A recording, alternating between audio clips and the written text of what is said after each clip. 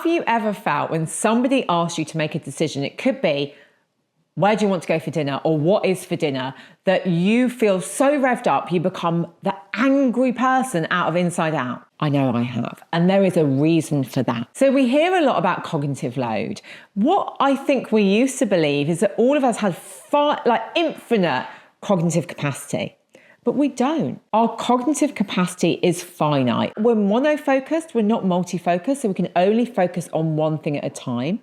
And when we make decisions, we use our prefrontal cortex. Now, our prefrontal cortex uses a lot of battery power, a lot of energy, and it can only make so many decisions. So when we overload the system, think about like loads and loads of plugs plugged into a socket. We start to get fuzz, don't we? And that fuzz, we can think about like that activation of our nervous system, and we start to get angry. Equally, when we're always making decisions, our brain gets fatigued, our brain gets tired. And again, that tiredness can activate our nervous system, going into furious anger or disassociation, anxiety, panic. So decision-making fatigue is something from Bowmaster and Turney. And it's that idea that when we are making lots of decisions, and maybe that is decisions at home and at work, it overloads our system. And actually, it decreases our trust in others. We start to be like, only I can make decisions. And then it becomes a self-fulfilling prophecy where we don't trust others, and others feel that because we always need to make the decisions and they can't, they have less trust. You know, we see this in teams the whole time where people say, oh, come to me for decisions or come to me for the answer.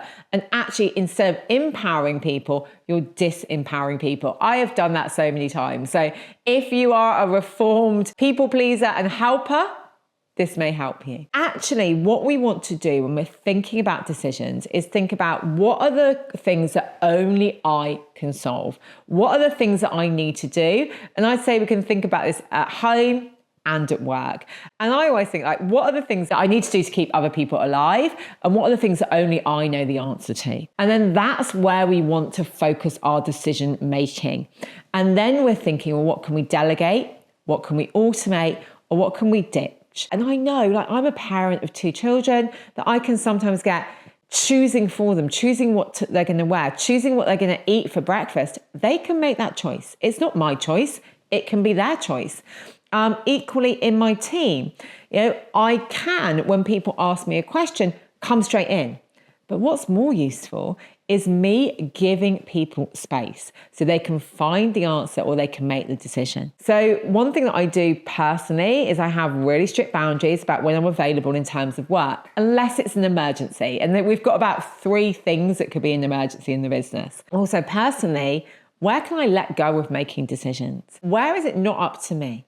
Where can I even delegate to my kids? Where can I delegate to my husband? You know, where can I automate? Maybe like we have a rotating meal planning service, so we're not always having to decide what is for dinner. There's a reason that Steve Jobs wore the same outfit every day. Mark Zuckerberg, Obama, they knew this. It's a reason that I wear me and M dresses nearly all the time. For me, wearing a dress makes my decision easier. I've got them all in my wardrobe. Just choose it, put it on. We don't have to think about things going with each other. It makes it simple. Make those simple decisions. You know, again, getting meal delivery. Again, Steve Jobs, he was great at this, wasn't he?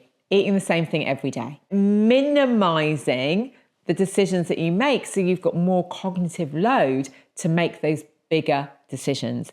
It makes a difference. So I want you to think about your life. You know, maybe it's what you wear. Maybe it's like what you eat. Maybe it is what you do. Actually creating routines, creating habits. There's evidence that that is more beneficial for our brain as well because it can free up cognitive load. And it means that you're not always making those decisions. So really think about, what can I do to help my brain? What can only I make a decision on? And what can I trust other people to? There's a little bit of a disclaimer here. When we trust others, I had a client and she She was doing a kitchen refurb and we were speaking, and she was saying that she was getting really annoyed with her partner because they kept deferring to her and she wished they'd make a decision. I said, well, what do you think is stopping them make a decision? And they said, well, if they get it wrong. I said, okay, so let's look at an example. What if they got the doorknobs wrong? How would that impact you? And she said, honestly, it's not going to impact me. We're selling the house, so it's not going to impact me. I said, so how would it feel if you allowed him to get things wrong in your eyes? She started laughing. And she was like, if I actually allowed him to make choices, and those choices were not the choices I would make, he wouldn't be constantly messaging me. And it changed their relationship. And it also opened her eyes to the fact that sometimes, even though she was so sure that she made the best decisions, she actually preferred his decisions. She preferred his choices. But he had been so wary of getting it wrong, he'd been deferring. And that's that lack of trust. So sometimes let other people choose. Allow people to choose things that are different to you.